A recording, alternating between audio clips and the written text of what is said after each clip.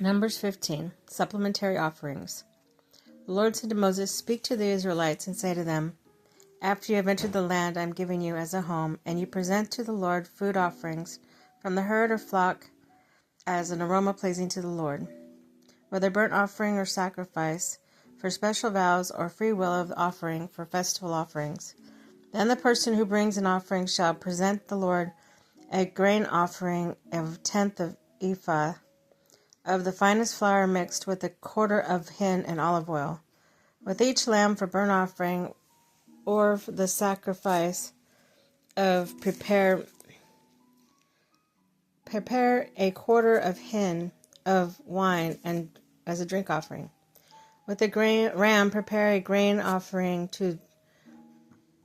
of 2/10 an ephah of the finest flour mixed with a third of hin of olive oil and a third of hin of wine as a drink offering.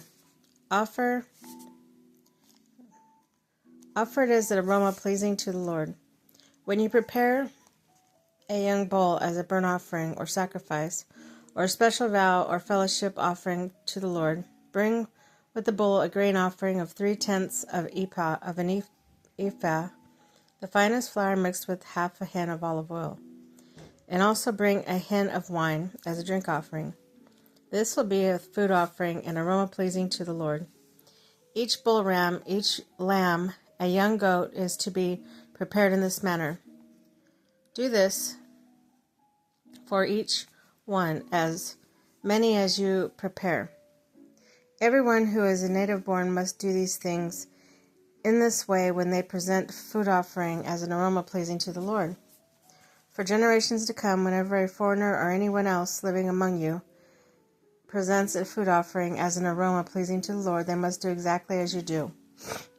The community is to have the same rules for you and for the foreigner residing among you. This is a lasting ordinance for the generations to come. You, the foreigner, shall be the same for the Lord. And the laws and regulations both apply to you and to the foreigner residing among you."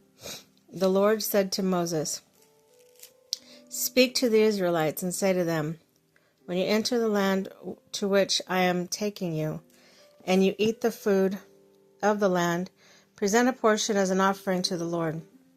Present a loaf from the first of your ground meal, and present it as an offering from the threshing floor. Throughout the generations to come, you are to give the offering to the Lord from the first of your ground meal." Offerings for the unintentional sin. Now, if your community unintentionally failed to keep any of these commands the Lord gave Moses, any of the Lord's commands to you through him from the day the Lord gave them and continued through the generations to come, and if it is done unintentionally without a community being aware of it, then the whole community is to offer a young bull for burnt offering as an aroma pleasing to the Lord, along with its prescribed grain offering and a drink offering, and a male goat for sin offering. The priest is to make atonement for the whole Israelite community, and they will be forgiven, for it was not intentional, and they have presented to the Lord for the wrong food offering and sin offering. The whole Israelite community and the foreigners residing among them, and will be forgiven, because all the people were involved in the unintentional wrongs. But if just one person sins unintentionally, that person must bring a year-old female goat for a sin offering. The priest is make atonement before the Lord for the one who erred by sinning unintentionally, and when atonement has been made, that person will be forgiven. One and the same law applies to everyone who sins unintentionally, whether a native-born Israelite or a foreigner residing among you.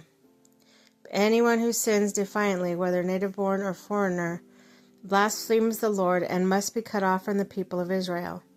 Because they have despised the Lord's word and broken his commandments, they must surely be cut off. Their guilt remains on them. The Sabbath breaker put to death. While the Israelites were in the wilderness, a man was found gathering wood on the Sabbath day. Those who found him gathering wood brought him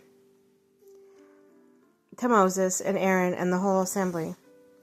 And they kept him in custody because it was not clear what should be done to him. Then the Lord said to Moses, "That man must die. The whole assembly must stone him outside the camp." So assembly took him outside the camp and stoned him to death as the Lord commanded Moses.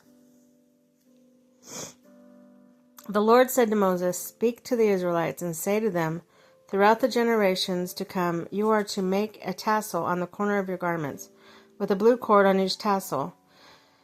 You will have these tassels to look at, so you will remember all the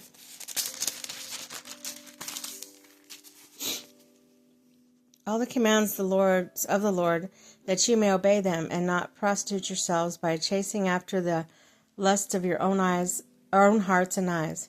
Then you will remember to obey all my commands, and I will be consecrated to